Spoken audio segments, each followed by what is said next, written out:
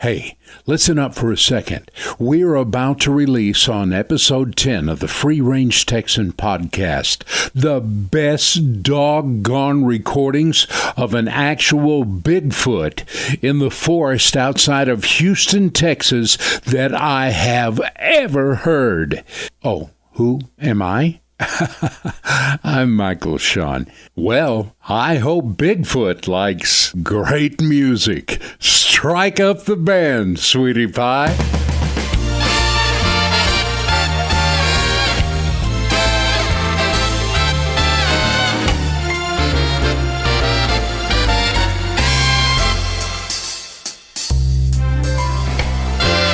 Well, howdy, y'all. The Free Range Texan podcast is underway. This here program is a special look at the way life is shaping up for folks in the U.S. of A., seen through the eyes of a born and bred West Texan. Our host is a veteran broadcaster who is known for his campfire visits on radio.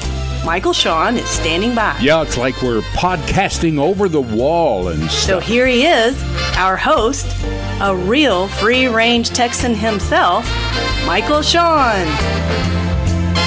And we're starting the clock on episode number 10 of the Free Range Texan podcast. Oh, hello, y'all. It's good to have you back here on this podcast. We have discovered a group of you on the Emerald Isle. We're not sure if you're ready to sign up as Free Range Texans yet, but we'd love to have you. And hello to you folks. A big warm Texan welcome here. Well, it's still not a problem for Free Range Texan to podcast over the wall, and I'm happy to report that to you here. Ain't Love Grand File. That's what we got premiering on this podcast. And if that weren't enough, we're bringing Glen Gerard back. Now, for those of you who may not have heard episode 4 of the Free Range Texan podcast, that is where we interviewed Glen Gerard from Houston, Texas. He's the guy that walks in the woods north of Houston and over the years has developed a, friendship, for lack of a better word, with a group of Sasquatch, a Sasquatch Bigfoot family.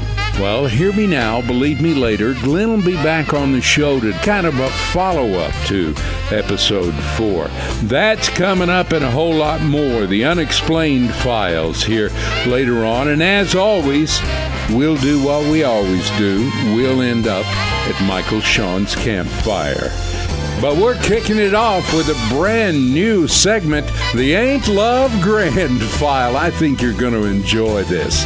Saddle up. Let's get ready to ride.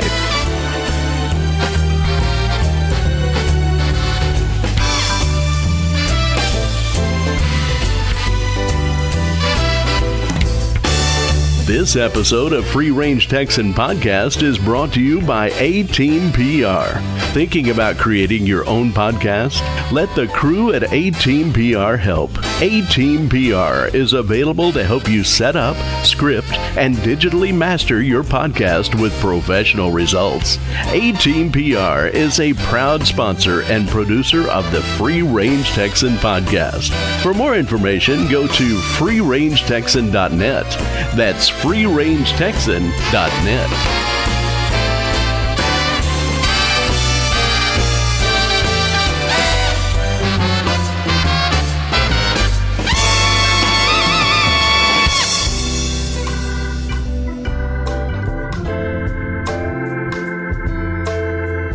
And now, it's time for one of our favorite files on Free Range Texan. Ain't Love Grand.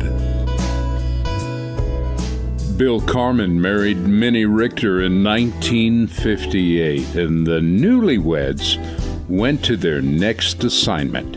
Bill was in the military. Minot Air Force Base in North Dakota. Bill was assigned to the Strategic Air Command during the Cold War.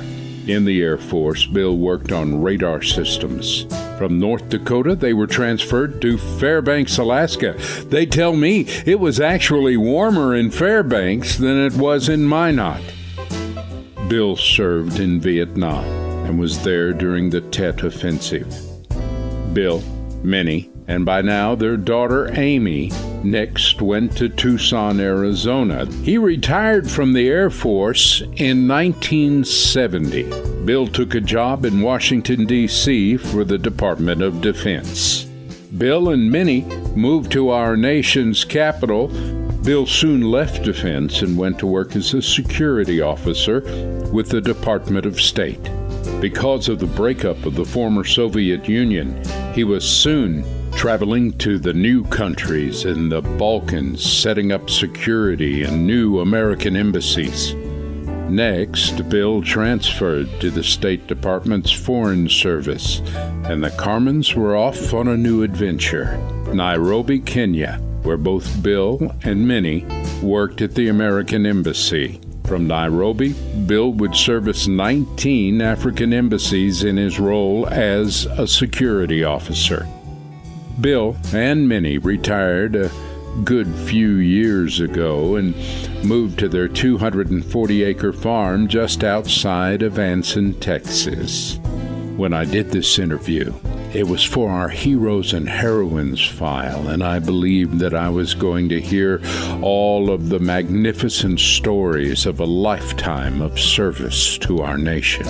Oh, yes, those stories are there, but as I began to edit this interview, I realized that instead it was a love story. A love story that took place over 60 years. There is a reason why they finish each other's sentences. Bill may have had the jobs that took him to their adventurous places, but Minnie, I guarantee you, was a part of the package all the way.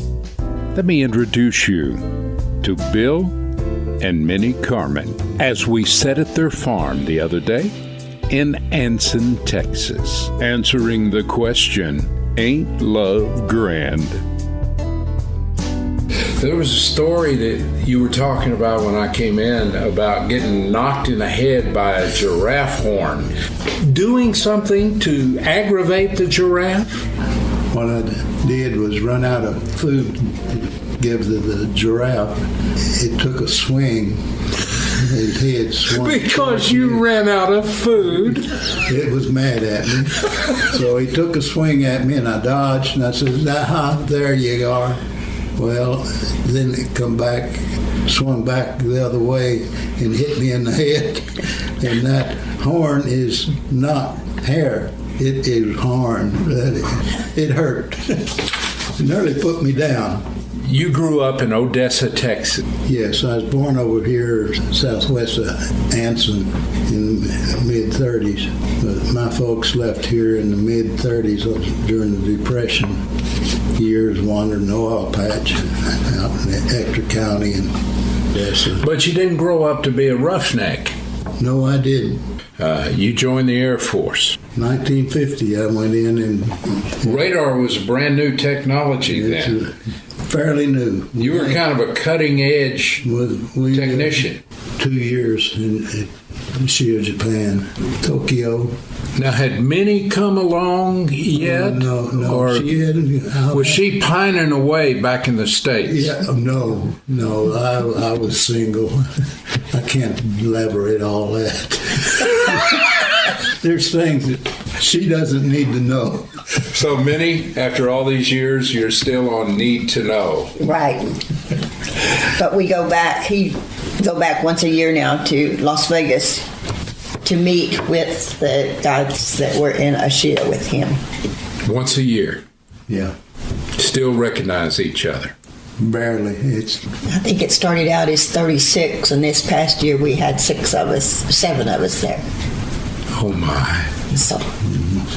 So age is catching up with a bunch of us. Well, after that, I understand you served in Vietnam. Yes, I did.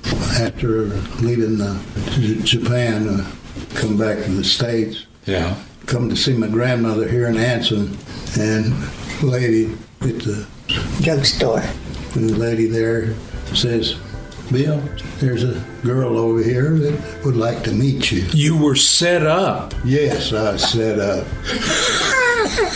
And I just bought me a brand new car. That was kind of a chick magnet, wasn't it? Yes. But this was a brand new Batmobile. Yes. Well, who could resist a ride in that? Well, anyhow, kind of hit it off. She was going with a guy. Evidently, she didn't like him well enough to stay with him. But anyhow, her ex-boyfriend is still around. Just in case it doesn't work out. Yeah. How many years y'all been married? He'll be 60 in May. My. It, But she's still on need to know. You're right. Your first child, Amy, was born at the base in Minot, North Dakota. Your second child was born at the base in Tucson, Arizona. Isn't that two opposite ends of the environment? What was going on right then? What was going on? Well, And Minnie, you just gladly went with him when he... Well, yes, I guess I did. That's the way it works, isn't it? You retired from the Air Force in 1970, is that correct? that's correct. After 20 years, we went and set up embassies in... So when did you retire from Foreign Service, the Department of State? May 97. May 97, yeah. And that's when you came back out here to West Texas. You're a member of the Lions Club. Yes, You are a member of the Cemetery Board, yes. Treasurer. the Hospital Board, Yeah. the treasurer of the Historic Society here, which I assume means you spend time at the museum. Yeah. In December, we have the Cowboys Christmas Ball. That's what Anson is famous for. Anson, when we grew up, had no dancing, only once a year. No dancing in Anson. Right. It's been in the Washington Post newspaper, an article about no dancing in Anson. Well, now, this cowboy ball, I guess they would waive that Right. for the cowboy Right. ball. Because it was started back in the 1800s. And the ladies cannot wear slacks and dance. Gotta be. They have to be in dresses, skirts of some kind. The men cannot dance with spurs on their boots or in a hat. Dancing will be allowed. What do you think about Donald Trump? I think it's good to have a change. I don't think he should be spouting off as much as he does.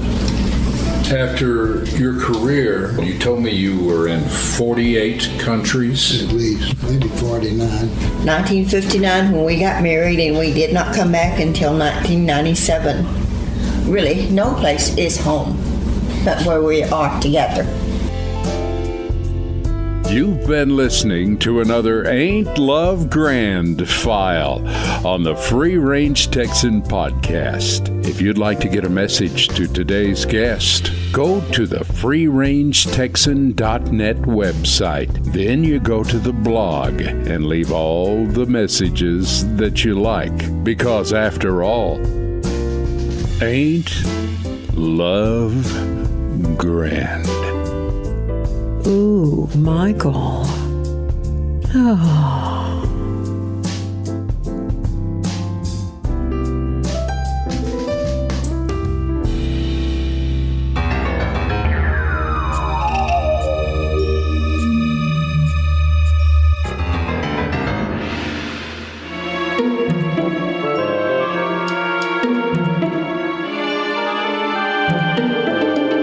And now, once again, it's time for another Free Range Texan Unexplained file.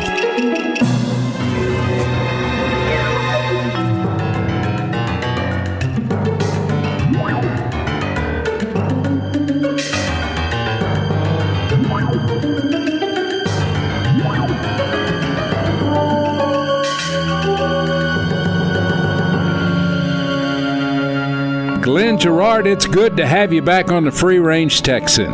Thank you, sir. It's always good to be back, brother. Glen, we have had a phenomenal amount of response when you were on episode 4. The response went from one end of the gambit to the other. A lot of people said, that is remarkable, and you need to get that guy back on. We want to hear more. And then the other side of that response is, how can you believe anything a guy like that says? They haven't met you, because if they do meet you, you realize you're a stand-up guy, and you're very serious, genuine about what you're talking about here. Probably going on 12 years now. How did you get started doing this? I don't know. I'd always had a fascination with Bigfoot, and he had explained since I was a kid. When I got older, I had gone online and was just researching some of the stuff about Bigfoot.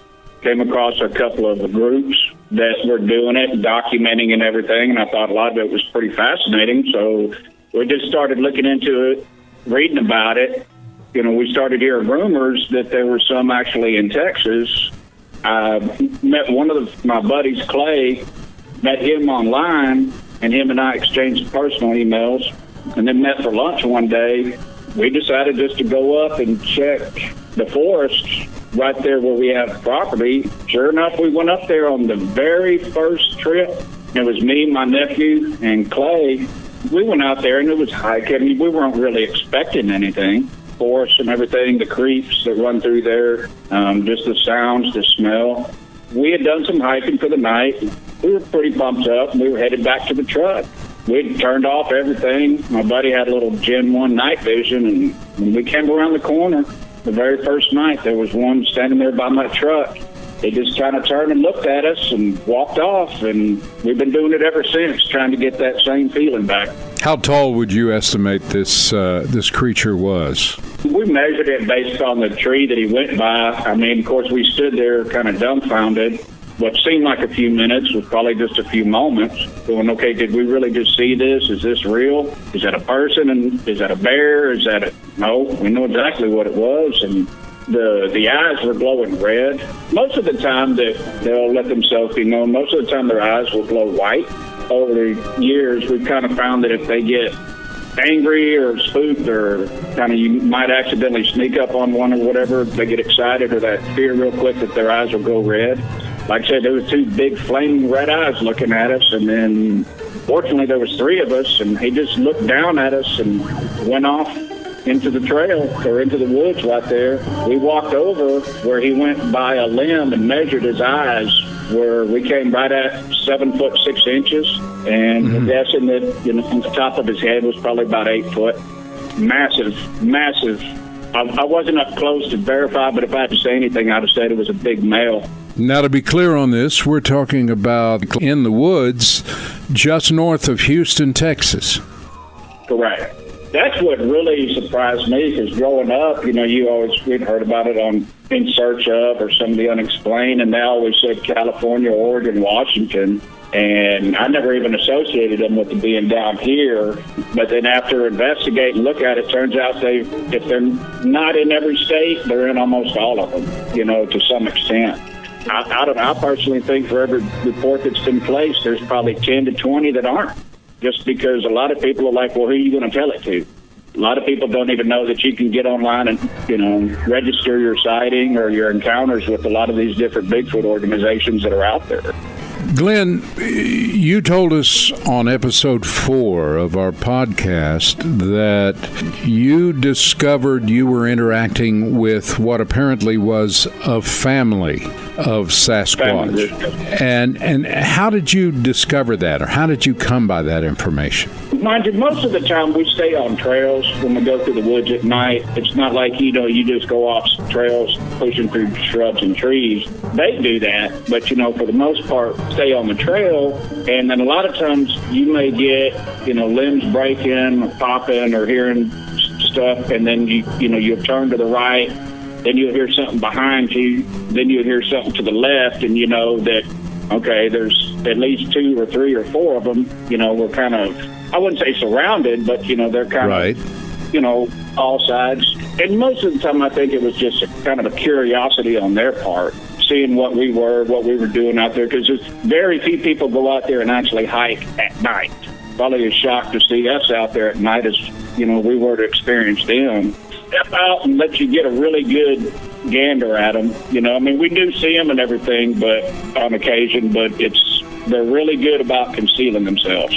I'm glad that you brought that up. You send a number of pictures as the weeks and months go by, which we really appreciate, by the way, here at the Free Range Texan, some of which pretty interesting, and we put them up on our blog, freerangetexan.net website. One thing we noticed the other day, it just dawned on us, most of the time when we get a picture from you, it's at night. A lot of people might say, you're running around the woods at night, Glenn. Isn't that just a little bit spooky? Yeah. At times it can be. A lot of, fishing, hunting, So, we're out in the woods a lot during the day and have grown up being in the woods at night and stuff like that. Never really back in where what we're doing now.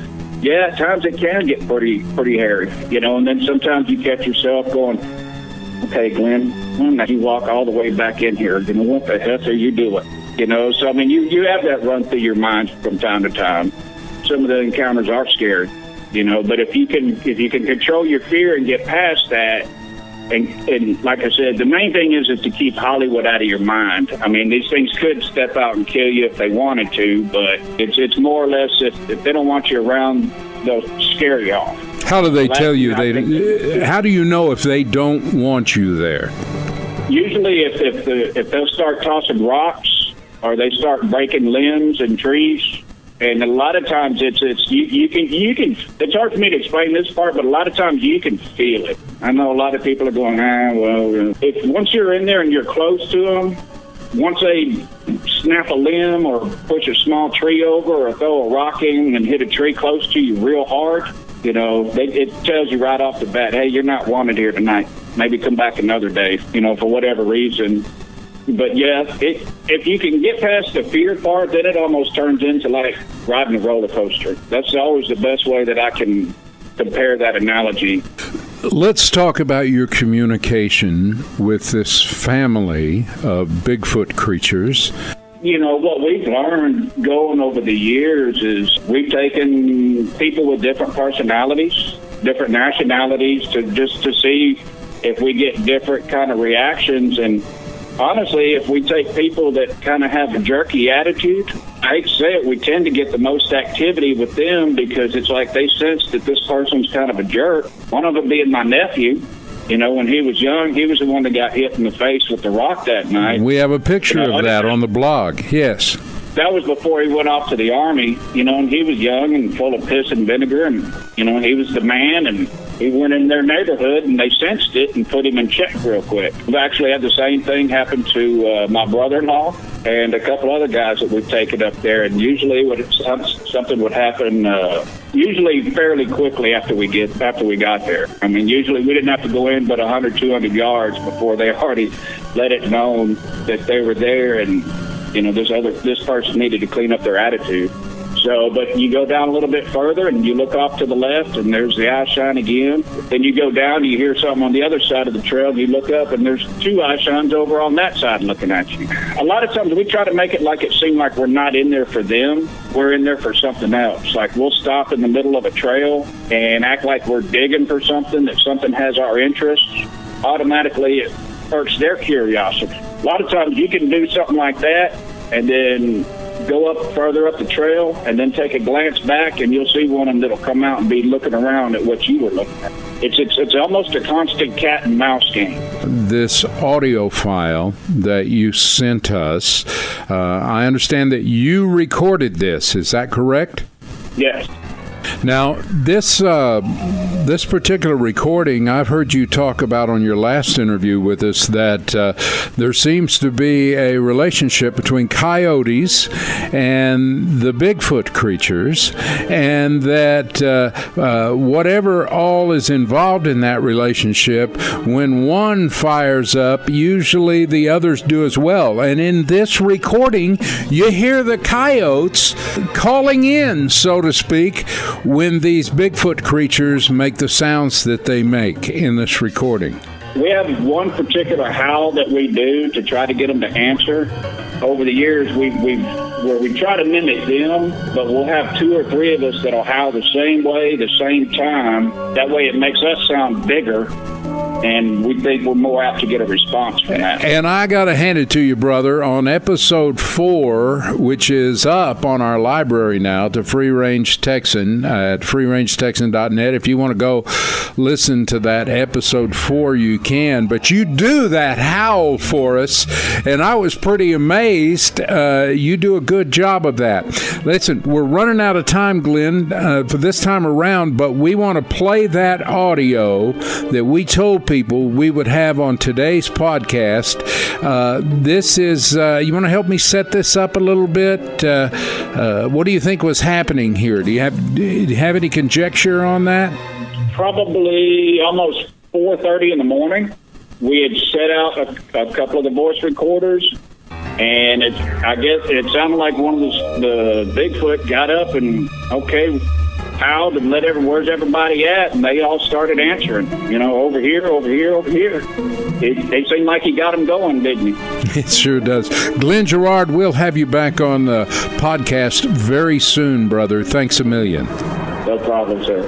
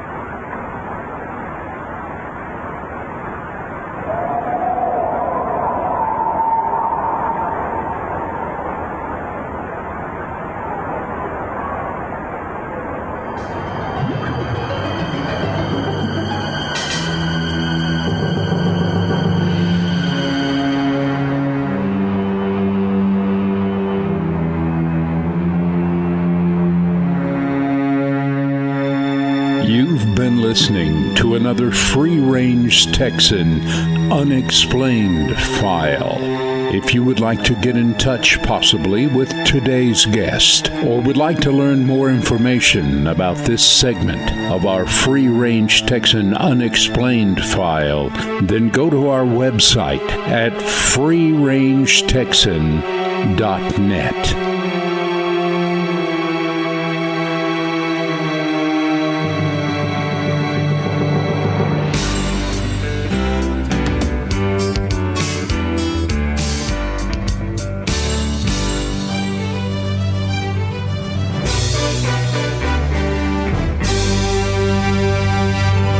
Hello there, this is Michael Shawn.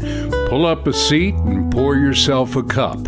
Welcome to the campfire.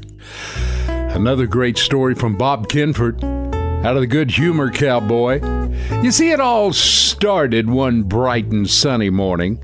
Our plan was to haul portable panels and a new chute down to Coyote Gulch pasture. We'd set them up, gather about 300 pairs of cattle, and hold them for the night. We began putting up panels all the while, helped by father-son team Orville and Wilbur. I had the honor of taking Orville and Wilbur to the east end of the pasture. Both of them were right at home in a business office, but on a horse, well, let's just say, neither would ever be accused of being Hop-along Cassidy. But they enjoyed the romance of playing cowboy and rounded up cattle. I headed us off at a trot. About 100 yards out, Wilbur's horse stepped into a hole and stumbled to the ground, cushioned by Wilbur's leg. Wilbur was sore but still wanted to ride, so I went and caught his horse and asked Wilbur how he was going to enjoy the romance for the rest of the day. I explained to Wilbur that if he ever got hung up while being bucked off, I told him to roll over on his belly so that his foot would be able to come out of the stirrup. This is a trick I learned while being rapidly dragged across the desert by a mule. Well, the horse I was riding was named Hank. Hank and I had been on a number of outings and were pretty relaxed with one another. I was down the fence a ways bringing up some strays when Hank managed to find a badger hole of his own. I was loping along pretty well when Hank lurched forward and fell to the ground, pinning my right foot and jamming it into the stirrup. Hank rolled over and came up with one idea, and that's to get to the barn. As he did, my boot and spur stayed firmly hung in the stirrup, and I thought, oh, donkey dung, partners, I think it's going to get real dark. Well, now, generally, old Hank was a pretty gentle horse and usually stops on voice commands. Usually. This time, he took off running and kicking, and I figured my duck was plucked. This was my last ride. I uncovered my head just quick enough to look up and see that not only was my foot still in the stirrup, but my spur was hung in the cinch. Finally, what seemed to be about 3 lifetimes, my spur came loose. I got rolled over and my foot popped right out of the stirrup. As the dust settled, I heard the thunder of horses' hooves arriving, and sure enough, Orville and Wilbur were coming to the rescue. Wilbur told me to lie still, but I was too smart for that. I got up and went to find my hat, and Orville came riding up, said he'd found my spur. The next day, I went to the doctor. Shortly after taking my first dose of painkillers, I came to the conclusion that Nancy Reagan was wrong. Drugs are your friends. I also am ready to admit the worst feeling in the world is a stumbling horse. I'm Michael Sean. Why don't y'all come to the campfire again, will you? Adios, my friends. Hey, a big thank you to Bill and Minnie Carmen and Glen Gerard for being guests on our podcast, and A-Team-PR for sponsoring this show. For quality recordings delivered promptly, maybe you could hire the A-Team. Take 'em home, sweetie pie. Thank y'all for listening to the Free Range Texan Podcast, produced at A-Team PR Studios out yonder in West Texas, with our host, who's been voted the hardest working man in podcasting, Michael Sean. Feedback or submissions to our program can be submitted on our website, freerangetexan.net. That's freerangetexan.net. This is Sweetie Pie on behalf of Michael Sean and the crew here in Studio A, where we're all looking forward to spending time with you on our next bi-weekly episode of the Free Range Texan Podcast. Y'all come back now. You hear?